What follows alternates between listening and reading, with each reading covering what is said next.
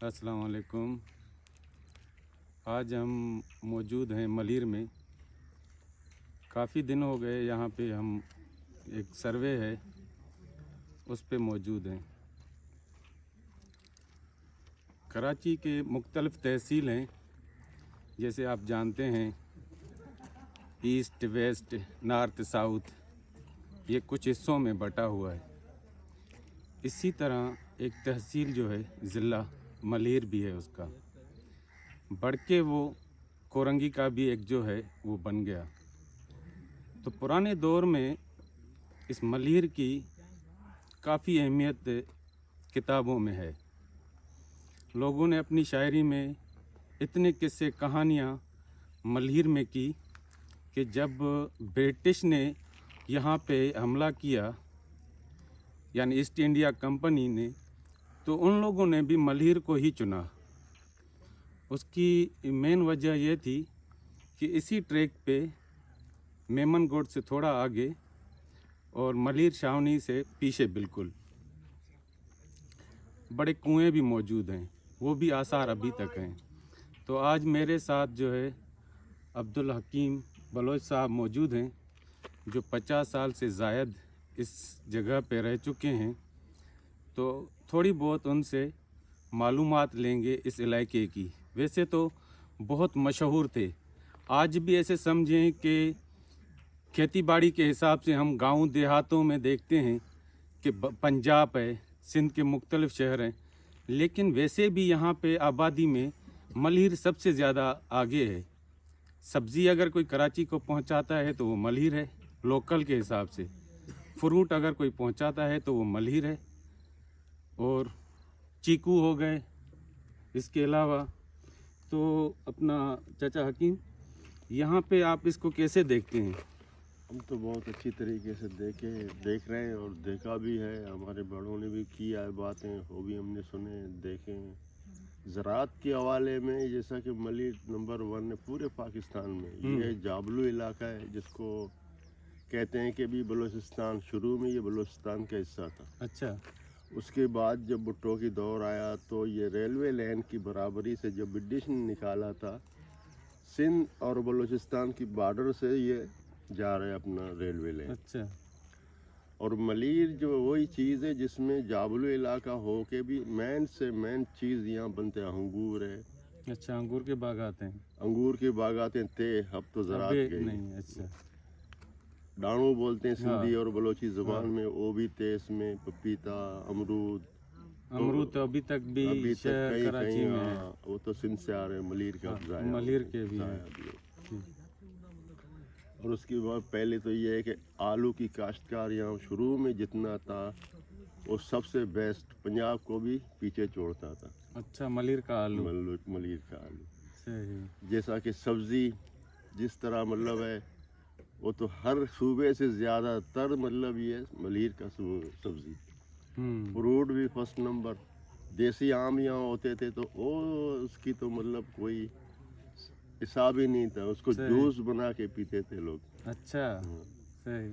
अब तो ज़राअत को पीछे छोड़ के मतलब अब जैसा कि मलीर से जब स्टार्ट करते हो तो बकराफड़ी से लेकर मेमनगोड तक ये हुदूद 18 फीट जो है ज़मीन की मायना जो बनती है ना, 18 फीट, वही जो है ताकतवर ज़मीन वहाँ से स्टार्ट होता है। वहाँ से स्टार्ट होता है। सही। 18 फीट उनमें ज़मीन में मट्टी है। सही। बाकी इलाकों में जब जैसा कि ऊपर जाओगे 2.5 फीट 3 फीट 2.5 फीट 3 फीट, इससे ज़्यादा नहीं है।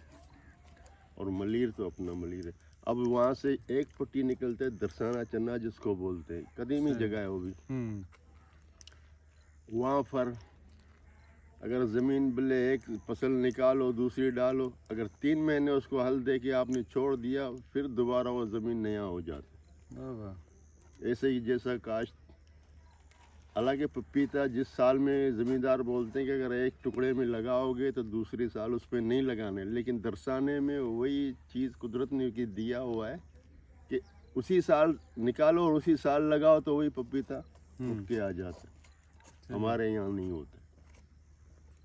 यही हिसाब है मलीर काश्तकारी का। अच्छा, दूसरा ये था कि ये जैसे अपना मलेर नदी है, जी ये भी अपनी एक उरूज की यानी नदी है। जैसे हम कहें वहाँ से तो दरिया सिंध चल रहा है ऊपर से यहाँ तक, ये नदी भी काफ़ी सारे नदियों को मिला के एक बह रही है। तो आपको पता है कि इनके क्या क्या नाम हैं जो आपस में मिलके कुछ नदियाँ गडाब के टाउन से भी चल के फिर थद्दो नालो, ये कि इनकी ज़रा थोड़ी तफसील बताएं। ये स्टार्ट होता है मोल से, मोल से, अच्छा। उसके बाद जलंधर आता है, जलंधर के बाद बाज़ार में ये आ जाता है, बाज़ार के बाद जो है नल बाज़ार जिसे हम कह रहे हैं। नल बाज़ार कह रहे हैं, ये नदी का नाम है। ठीक है, नल बाज़ार नदी फिर का नाम तद्दो है। नाला जो उसको बोलते हैं, गडाफ से जो आता है उसको तद्दा बोलते हैं। हम्म। सुक्कन आगे से निकलता है एक सुकून, वो भी जाके सब की सब जाके मलीर फुल में मिलते हैं। अच्छा। मलीर फुल में जाके ये मिलते हैं, लेकिन मेन चीज़ जो है मलीर का मोल, मलीर मोल। मलीर मोल। और मोल की मतलब पानी इसको, इस मलीर को नवाजता है तो मोल की पानी, अच्छा, पहाड़ों की पानी है, वो आता है बिल्कुल ठंडा पानी होता है और मीठा वहाँ होता है। मीठा होता है। और वहाँ से आप मतलब जो पानी आएगा वो तो ऊपर और स्पीड वाली पानी है। अच्छा। हाँ, जब वही पानी यहाँ पर ज़मीन की तह पे जज़ब होगा तो ये कुएं और ये सब सारा लेके उठ जाती पानी। ये खूबियाँ हैं मलीर नदी की और मोल पे। मोल यानी ऐसे समझें कि अंग्रेज़ ने अगर पानी को कराची तक पहुंचाने का जो सिस्टम बनाया, वो यही सोच के जब बारिश में इतना पानी आता है और इतना मीठा पानी होता है और ज़ख़ीरे होते हैं, बड़े बड़े कुएं बने, ये कहाँ से शुरू होते हैं? ये अपना एक नंबर से जहाँ कायदे आज़म की रिहाइश था आखिरी टाइम पे, अच्छा। आखिरी 2 महीना यहाँ रिहाइश, बीमार था तो 2 महीना यहाँ पर रिहाइश किया। रिहाइश करने से पहले ये जो ब्रिटिश ने बनाए थे, पहला नंबर कुआं वही है, दूसरा उसके पीछे और तीसरा यहाँ पर है। ये ऐसा करते करते 12 कुएं हैं। 12 कुएं। अच्छा, 12 ये ऊपर कुएं। जाते हैं यानी ऊपर। ऊपर से नहीं, इधर नहीं आते? नहीं, ये और ऊपर यानी 1 नंबर 2 नंबर, ये हम इस वक्त जो है मौजूद हैं 3 नंबर पे। 3 नंबर पे। इससे आगे फिर 4 6 तो मैंने खुद देखा है, 6 नंबर वाला 7। आखिर तक जो लगे हुए हैं। ये रास्ते पे हम अगर मलहिर कैंट वाले से आए रास्ते से, तो उसमें जो है बड़ी छोटी छोटी कोठियाँ जो हैं वो बनी हुई दिखती हैं। ये असल में पानी की पाइपलाइन को देने के लिए है कि वो अपना सिस्टम गैस निकले और मुसलसल चले पानी। वैसे ये एक ही पंप होता था जो कुएं से पानी निकाल के और शहर को पानी सप्लाई करता था। जी। तो इसके साथ कहते हैं लोग कि कराची जो है वो इतना पुराना नहीं है, कुछ मशेरों ने आबाद किया हुआ था।